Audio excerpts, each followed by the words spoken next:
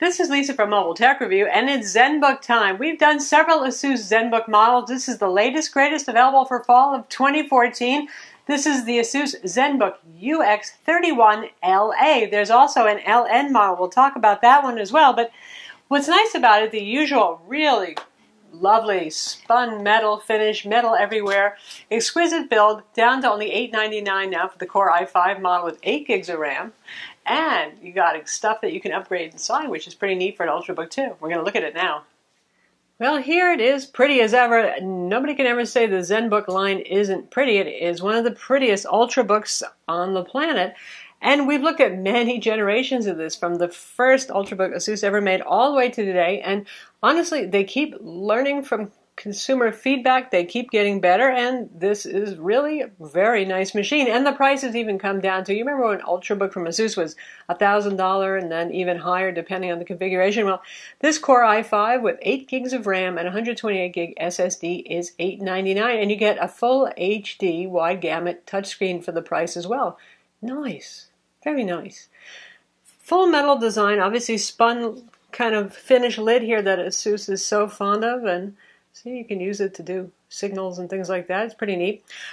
It is what they call smoky brown. I really don't see much brown in this, so those of you who are worried, because they have had some brown models before that frankly were kind of brown and not my favorite, and some of you are a little bit worried about that. This is really kind of, it's a complex kind of finish, honestly, but I would just call this a kind of mid silver, not even quite dark, a little bit, you know, it picks up whatever colors it's going to reflect. Slightly warm tones on there, but that's about it. Anyway, it's very nice looking. Typical of the Zenbook line, 13.3-inch Ultrabook. Really nice attention to detail. All the seams fit together perfectly. Gives you that unibody aluminum feel. Of course, the bottom panel actually is removable. This is not like it's actually cast out of one single piece of aluminum. Some parts have to come off. They have to get the guts in there somehow, don't they? Tapered design, about 0.7 inches thick at its thickest. Nice little curves over here. No sharp edges anywhere. And plenty of ports for an Ultrabook too. That's another thing. Ultrabooks used to be so constrained on ports. And here we have our full-size SD card slot. We have 2 USB 3.0 ports. They're not color-coded because in this case they are all USB 3.0 ports. And on the flip side, wait, there's more. See? Full-size HDMI, not that micro HDMI connector that you used to use, so you don't need a fitty little dongle adapter to keep with you. Usual 3.5 millimeter combo audio jack, another USB 3.0 port, so that's you got 3 total right there, and a mini display port. That's the charging port. So, and it still uses that square, compact Asus kind of charger with the thin cord that comes out of it. But anyway, lots of ports here. Very nice job, Asus. And all in all, feels good, feels rigid. This is not going to be a bend gate machine. So the bottom here, this aluminum panel is removable. We have ventilation on the bottom. This is a Core i5 4th generation Intel Haswell CPU. It does require fan and ventilation. Rubber feet there, a whole bunch of torque screws. And we're going to talk about how to take this apart later so you can upgrade the internals. But anyway, you have to undo all the torque screws here, take off these 2 rubber feet, and then you'll have access to the internals. So let's look inside the machine. So when we open it up, it looks again a lot like Zenbooks of years past. Metal deck right here, roomy trackpad, Asus's own drivers. Again, you know, it works pretty well. I don't have any complaints other than the fact that the surface is pretty slippery, pretty slick. I like a little bit more resistance to add control, especially when doing multi-touch gestures, which it obviously supports well. We have just made the screen really teeny there. Keyboard, backlit keyboard, and Asus's backlighting is actually pretty intelligent. I've had a lot of laptops where you're a pretty bright room and the backlighting turns on. This one actually doesn't do that. But once it starts getting dim, the sun starts setting, you have natural lighting going on, it will turn on. You can actually control it with the space bar or with the FN and the A key right here. You've got your multimedia controls along the top row for brightness, volume, all of that sort of thing. But the keyboard, really nice to type on. It might not have those Lenovo sculpted smile-shaped keys, but it's just, I used this to type a review last night, and it really is just very responsive, very nice, pretty good key travel too. And the keys are damped nicely, so they don't rattle, click, that sort of thing. Very, very nice keyboard to type on. Asus has generally done pretty well with that, and I have to say I think they've got it their best yet. When you're typing, there is no trample leaning. This is all rigid metal here. If you press hard, you can get a little bit of movement. And the way the machine is architected, since you can open it up and access the internal components, there's actually a little more room in here. So when you're typing, you might hear a slight hollow, echoey sound, just very vaguely from the body, which is different from previous Zenbooks. Nothing that I worry about, but just, well, you'll notice the difference. You got air intakes along the display seam as ever, and this is just a straight laptop with a, well, it's a touch screen, sure, but it doesn't go any further back than this if we turn it like so. It doesn't go into yoga mode, it doesn't go into tablet mode, it doesn't come apart into pieces like the Asus T300 or something like that. So this is just for somebody who wants a traditional laptop design. It runs Windows 8.1 64-bit, does have the touch interface like I said, but no tablet functionality here whatsoever. Inside here we have the Intel Core i5-4210U. That's the latest modest iteration of the U series Intel Haswell 4th generation CPUs. Some markets you may be able to get it with an i7. Here in the US we're pretty much looking at the i5 version with the full HD touch screen on it. Overseas there's a 1600 by 900 non-touch matte panel available that is TN and not IPS. This is IPS, so great viewing angles, great color. We're going to talk about the display in detail a bit more. This is the one that I would opt for. While we're talking about display now, there's the UX303 LN. This is the LA model. The LN model goes for about $12.99. Now I've seen some retailers marking it up because it's kind of hard to find. Outside it looks the same chassis, all that sort of thing, but the difference with the UX303LN is that it adds NVIDIA GT840M dedicated graphics with 2 gigs of VRAM. Now that is an entry to mid or just below mid-level GPU or graphics processor. That'll give you a little bit of oomph to make some games more playable. It's not going to beat out Alienware or anything like that, or even some of Asus's bigger sort of ultrabooks with, say, GT850 or better dedicated graphics there, but it's enough to take a game like Skyrim from, playing at, relatively speaking, low resolutions like 1366 by 768 and lower settings and getting maybe 30 frames per second and moving it up to where you can go one resolution level higher or maybe even move up to 40 frames per second, 45 maybe, depending on the game. You get the idea. So it's a nice little boost if you're doing video editing. It can help a little bit there. That one also has the Quad HD display, so even higher resolution there. Now, as we've learned, this 3200 by 1800 display, that's been a little bit of a double-edged sword because Windows 8.1 doesn't handle scaling of resolutions real well. Pretty much it's going to double up on resolution there to make things readable so everything's not too tiny on the screen. Yeah, okay. So you start to wonder what's the point. And then the other thing is it's the Samsung PLS panel that was used on the Lenovo Yoga 2 Pro and also the Samsung ATIVbook 9 Plus. Nice enough panel, good color gamut, all that sort of thing, but the yellows look more mustardy on that. Now firmware can help that also. It seems to drop your battery levels though, because driving those yellows to brightness, well, it uses a lot of power. So for those of you who just think, I don't want yellows that look like mustard, my SpongeBob should be bright yellow, think about it again. The last thing is you're going to have a drop in battery life and an increase in heat with the dedicated graphics. So for those of you who just want a straight Ultrabook, modern state-of-the-art Ultrabook power with Intel HD 4400 integrated graphics, the Core i5, and a decent $899 price tag, certainly the UX303LA has its appeal. The UX303LN certainly is interesting, one of the very few Ultrabooks on the market that actually has dedicated graphics, for example. And it brings to mind the old UX32VD, if you remember that, which was the last time Asus gave us a pretty neat machine that has some dedicated graphics and upgradable internals. The choice is yours. The LA model is easier to find, and you'll get cooler running, better battery life, and display scaling that makes a little bit more sense. 1920 by 1080 Windows handles decently well.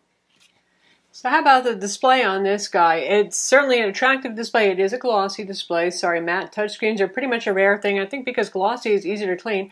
Also, it's Gorilla Glass 3, goes along with the robust metal chassis. This should be one of the harder notebooks to actually harm if you're the klutzy sort. Windows 8.1 here with our great live tile UI. Depends if you like that or not, of course. Normal desktop right there, and I have it at 125% scaling right now. I think things are pretty darn viewable and good. Now I'm going to show you something right here. Remember Asus Splendid, for those of you who've used that before on an Asus model? I have it set at normal. By default, it's set to vivid, just so you can see what vivid looks like. It amps up the blues, makes them particularly stronger. There it goes. See that? That just kicked in now. We're talking crazy little super AMOLED moment there. And increases the contrast a bit more. I'm going for normal. Now, Asus makes a big deal of this because they talk about their great calibration and color coverage. And sometimes Asus have come pretty weirdly calibrated before, particularly the sharp IGZO display we saw on the UX301 high-resolution model. So, well, they're actually really doing a good job here. Use the Spider 4 Pro colorimeter, which is a hardware-software combination on the display, and set at normal mode. The calibrated versus factory normal setting were indistinguishable. They were that close. So out of the box, very nice color calibration. Also, good color gamut, as we've seen on the higher-end Ultrabooks these days with full HD or better displays. And there you can see we have 96% of sRGB. That's pretty darn good.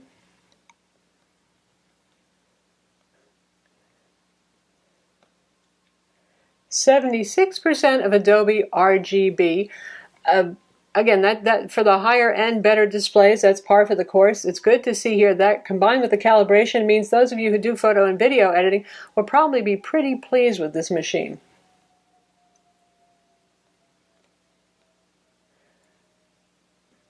Now, brightness, Asus claims this is a 300 nit display, which would be pretty good, but we actually measured it significantly over at 344.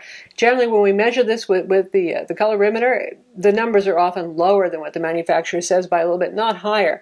So that's impressive. That puts it up there with the ThinkPad Yoga for around this size kind of ultra-booky machines, and this has much wider color gamut, so quite attractive there. Same 6:41 contrast ratio that we've seen on several panels, and the black points, they're pretty good. We got a 0.54 right there, so that's not bad at all.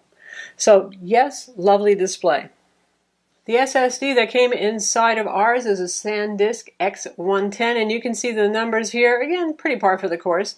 4K writes often are lower than anything else, so that's just fine. The beautiful thing about this machine is, unlike most Ultrabooks where maybe you have an mSATA SSD, which is still a little harder to find, and soldered on RAM, you have 4 gigs of RAM soldered to the motherboard and one standard SO-DIMM slot. Takes 1600 megahertz, 1.35 volt RAM.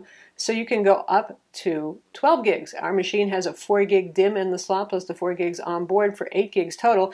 And the SSD drive on this is a standard 2.5-inch SATA drive, 7mm height, the usual slim SSD drive. So you can upgrade this as you see fit. And also there is an mSATA SSD slot that is unoccupied. Looks like Asus is using that for caching drives, because some versions of this are actually available with a conventional spinning hard drive, and then it has a caching SSD. Probably the BIOS is not going to allow you to use the mSATA slot as the primary drive, but honestly, with the 2.5-inch bay, really there's not a whole lot of motivation. And these days, SSDs have gotten relatively inexpensive. You can get a Samsung Evo 250 gig for around $130 or so if you want to upgrade on this guy. In terms of speed, this is full Windows 64-bit. It feels perfectly responsive. Obviously, it works with touch just fine, works with the trackpad. So how about our benchmark numbers? PC Mark 7, it scored 4879. That's pretty standard for a Core i5 4th generation Haswell CPU. W Prime computed Pi in 22.48 seconds. Geekbench 3, 2739 single core, 5259 multi-core. Now, some of you have heard about the Zenbook UX305 that Asus showed off at the IFA show in Berlin, and maybe it'll be here by maybe November of this year, maybe a little later, shopping season kind of thing. That's going to use the new Intel Core M CPU. That's probably going to be the Y series, Broadwell, next generation. As you know, with the mobile CPUs, the Y is the lowest power and the slowest. Then we have the U, which is the Ultrabook CPU, and then the M, which is the full mobile for really bigger laptops. So performance increase, you're not going to see that much there with that, but battery life is going to be a lot better. Again, Intel's really working hard on battery life, but so the UX305 doesn't so far claim to have even higher battery life than this, which is claimed at 8 hours. And now that's for the LA model with integrated graphics. Keep that in mind. That's because a lot of manufacturers like Asus for the UX305, Lenovo for the Yoga 3 Pro, instead are going for even thinner and lighter. So they're cutting down on the size and weight of the battery to give you something more portable rather than increasing battery life run times. You get the idea. So there it is. The UX305 will also have a quad HD display option, probably a little bit more higher end, expensive. Honestly, compute power wise and battery life wise, given that this has the bigger battery in it, this is going to work out just as well. It is going to be a little heavier, 3.2 pounds. The UX305, like the Yoga 3 Pro, it should come in at around 2.6 pounds. So if that a little over half a pound makes a difference to you, keep that in mind. Otherwise, if you need a laptop now, you need a laptop now. And I have to say, this is one of the nicer laptops on the market right now if you're looking for an Ultrabook. But we're going to check out the internals before we say goodbye to you guys. And instead of just plopping in a still photo with some labels on it, we're actually going to take it apart in front of your eyes and show you exactly what everything is in here. Because again, so unusual about this is that you can upgrade the RAM, you can upgrade the SSD drive, you have access to the internals, the Intel Wi-Fi 802.11ac card that's included here. You could upgrade that too, but right now that's pretty much as good as it gets, so I don't know what you would actually want to upgrade it to. Also has the usual combo with Bluetooth 4.0. Notice this does not have Ethernet built in on all the lovely ports that we have on this machine, but you could use a USB Ethernet adapter on this if you needed it. Plenty of USB ports for that. Okay, so now we have it open. How did we do that? Here's the cover first off. This is the inside view of the obviously metal cover. Well, we unscrewed a whole bunch of teeny Torx T5 screws right here. See how small that is? Don't lose them. Now, one thing I'll tell you about this little pile of screws, one of these things is not like the other things. One screw is considerably longer, this one right here. And that's the one that goes in the center position up top by the hinge. So make sure you pay attention to that when you put it back together again. And it's not just taking off the Torx screws. Unfortunately, you actually have to take off the rubber feet. I really hate it when they do this. These things are glued on maniacally well right here and here. I had to pull the feet off. Now, one of them actually did rip a little bit too. Usually these things are pretty sturdy, and I used my pretty adequate fingernail here. But I got a little tear in it, so you're going to have to pry your way around because the adhesive is pretty super strong. It is also reusable. To take the feet off to access then two Phillips head screws here. Gee, thanks, Asus. Anyway, once you get the cover off, not too bad. What's inside here? The upgradable Ultrabook. Here we have our standard SATA drive. In this case, this one came with 128 gig SanDisk X110 SSD drive. 128 gig. Here we have Wi-Fi 802.11ac card made by Intel. That's a PCIe standard connector. And this is a RAM slot right here. Yay. Now that's the really nifty thing. Ultrabooks just never have upgradable RAM. Once in a while, you can upgrade the SSD. Often they're MSATA or something like that, not a standard mini notebook style hard drive right here, but one RAM slot. There's 4 gigs of RAM soldered on the motherboard and one slot. So you can go with an 8 gig stick if you want to bring this up to 12 gigs, or from the factory, as you can see, we have a 4 gig standard DIMM in here, 1600 megahertz, low voltage, 1.35 volt. So you got 8 gigs. I think it's going to be plenty for most people. And lastly, because some of these configurations are also sold with a conventional hard drive and a caching SSD drive, right over here it says SSD on the motherboard just to give you a little help, and it's an MSATA slot right there. Now my guess is going to be that the way BIOS is configured on this is it's only going to address that MSATA drive as a caching drive, since even when selling SSD configuration machines, they're going with the regular SATA for your main drive right here. But that's the internals. Now if you want to take this drive out, 7mm height slim drive, there are screws on the side, the usual 4 screws that hold the caddy on, and you can barely see the little guys right there, and there's a retainer right there as well. So if we unscrew this one right here, and that one is a normal Phillips head, looks like we should be able to get it out without having to take out the battery. But if you do have to take out the battery, it's not the end of the world either. There's a couple of screws that retain it there. There's another one there. And just disconnect it from the motherboard if needed. Be careful with that nice little connector. And then you can have at it. And here it is for the requisite comparison and beauty shot. This is the latest generation MacBook Air. 2 little wedge-shaped guys here. The Asus has more of a rounded look. Both put together with exquisite care, both metal machines, both very good looking. And there's our side view right there, so you can see what they look like. You're talking about just about the same footprint right there. The Asus has some little design differences. The lid is inset there with a couple of extra curves and lines. You know, just so you can't say, oh, they copied the MacBook Air. You'll probably still say that anyway, but that's okay. People always say that. Anyway, which machine should you pick? That's up to you. What do you want to run, Mac or Windows primarily? Because Macs are great running Mac OS. Love them to death. Windows, you don't get the same great drivers. You don't get the same battery life. It's a little bit less compelling. So if you're primarily a Windows person, I still say go with the Windows PC. If you're into Mac OS, which is just fine and awesome, then get yourself the Mac. One thing I will point out, and this happens, it's not so uncommon with Apple products, you're buying into the experience more than the specs. The MacBook Air runs on a nominally slower CPU. It still puts in very good performance though, and you have some nice Intel higher end graphics in here, but the display panel difference is key. Obviously there's no touch panel on a Mac laptop at this point. The OS just doesn't support it, but also this is a 1440 by 900 TN panel. Now it's one of the nicest TN panels you're going to see anywhere, but it's still TN, not IPS, versus 1920 by 1080. There you have it. All right, so now you've seen what the internals are like. You've learned everything that pretty much there is to know about this machine. You've seen the gratuitous comparison with the MacBook Air.